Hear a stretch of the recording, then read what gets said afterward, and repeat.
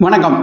வள்ளுவரே, அறிவு, ஆற்றல், அனுபவம், நேர்மை, திறமை இத்தனையும் உள்ள பெரியவர்களின் துணை ஒரு ஆட்சியாளனுக்கு தேவைன்னு திரும்ப திரும்ப வலியுறுத்துறீங்க. பெரியவர் துணை அவ்வளவு முக்கியமானதா என்ன வள்ளுவரே? என்ன அப்படி கேட்டுவிட்டா எப்பனே? ஒரு வியாபாரி இருக்கார் வச்சுக்கோ. அவர் வெறுங்கையால் முளம் போட முடியுமா? முடியாது இல்லையா? போதுமான முதல் போட்டால் தானே அதிலிருந்து வருமானம் வரும் இல்லையா?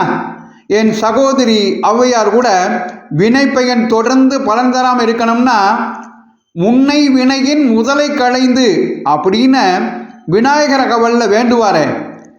எப்படி வணிகருக்கு வணிகத்தில் முதலீடு முக்கியமோ அது மாதிரி ஒரு ஆட்சியின் தலைவனுக்கு அனுபவம் உள்ள அறிவுடைய பெரியோரின் துணை ரொம்ப முக்கியம். நல்ல பெரியோரை துணையாக முதலீடு செய்துட்டோம்னா அது தொடர்ந்து பலன் தந்துக்கிட்டே இருக்கும்.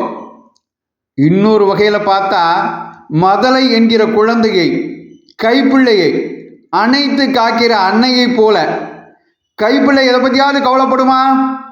அது மாட்டுக்கு துள்ளும் துவளும் எதையாவது எட்டி பிடிக்கும். ஏன்னா தன்னை கீழே விழாமல் அடிபடாமல் தாங்கி இருக்கும் அம்மா பார்த்துக்குவாங்கிறதுனால தான்.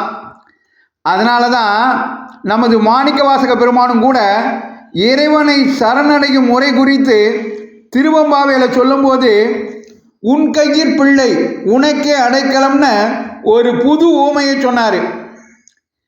இப்படி வணிகருக்கு முதல் போலவும் சின்ன குழந்தைக்கு அணைத்து காக்கும் அன்னை போலவும் திகழும் அறிவில் அனுபவத்தில் பெரியவர்களை துணையாக வைத்து கொள்ளவில்லை என்றால் அது ஒரு ஆட்சியாளனுக்கு அவனது நிலையும் நல்லா இருக்காது, அவனது ஆட்சியும் நிலைக்காது. இதைத்தான் முதலிலார்க்கு ஊதியம் இல்லை மதலையாம் சார்பிலார்க்கு இல்லை நிலைன்னு பெரியாரை துணைக்கோடல் அதிகாரத்தில் 449வது குறளாக எழுதி வச்சேன். இது தனி மனிதனுக்கும் கூட ரொம்பவும் பொருந்தும்.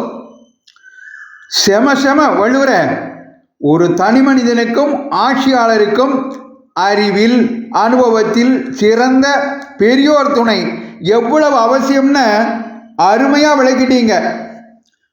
முதலிலார்க்கு ஊதியம் இல்லை மதலையாம் சார்பிலார்க்கு இல்லை நிலை.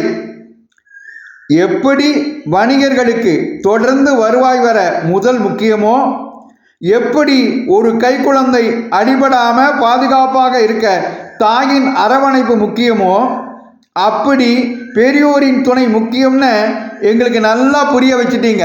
நன்றி வள்ளுவரே. நன்றி, வணக்கம், ஜெய்ஹிந்த்.